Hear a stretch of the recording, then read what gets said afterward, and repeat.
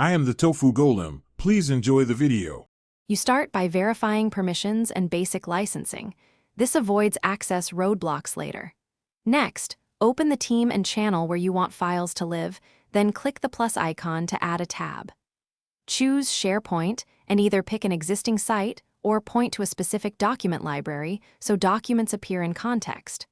Once done, name the tab descriptively so people know what's in it. This ensures immediate access and consistent organization from the first step onward. Once the tab is added, configure the document library to match your workflow.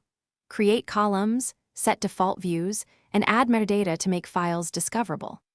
Enable versioning and check-in/checkout to avoid conflicting edits when multiple people work simultaneously. This preserves history and accountability.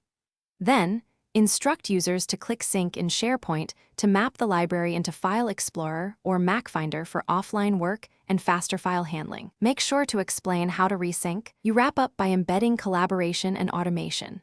Open files in Teams or Office apps, use comments and mentions to assign tasks, and connect Power Automate to notify channels on file changes.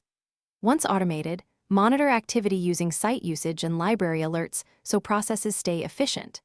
If someone can't access files, first confirm permissions and group membership, then ask them to check sync status and clear browser cache or re-add the tab. That single troubleshooting step resolves most issues quickly. Thanks for watching.